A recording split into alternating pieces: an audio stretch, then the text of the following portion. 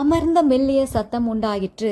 எலியா ஏசபேலுக்கு பயந்து தூரமாக போய் ஒரு சூறைச்செடியின் கீழே உட்காந்துப்பாரு. போதும் ஆண்டவரேன்னு எனக்கு இந்த லைஃப் வேண்டான்னு சொல்லியிருப்பாரு. அதுக்கப்புறம் ஒரு கெபியில் போய் தன்னை ஒழித்துக் கொள்வார். அப்போ ஆண்டவர் பேசுகிறாரு, எலியாவே வெளியில் வா, இந்த பர்வதத்தில் வந்து நில்லுன்னு சொல்லுவார். அப்போ ஆண்டவர் பேசுவார். அமர்ந்த மெல்லிய சத்தத்தில் பேசியிருப்பார்.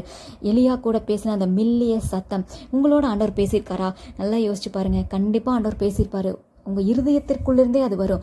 அமர்ந்த மெல்லிய சத்தத்தில் ஆண்டவர் உங்களோட பேசுவார். அந்த சத்தம் உங்களை தெளிவாக்கும். உங்கள் பயத்திலேருந்து உங்களை வெளியில் கொண்டு வரும். உங்கள் டிப்ரெஷன்லேருந்து உங்களை வெளியில் கொண்டு வரும்.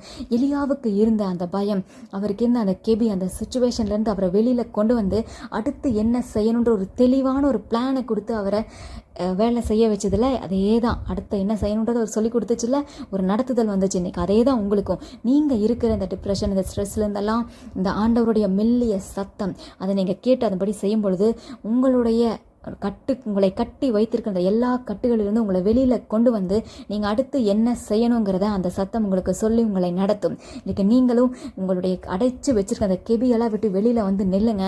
உங்களை பயமுறுத்துகிற எல்லா காரியத்தையும் ஆண்டவர்கிட்ட வச்சிருங்க. எல்லாவற்றிலிருந்தும் கர்த்தர் உங்களை தப்புவித்து விடுவித்து உங்களை பாதுகாப்பார்.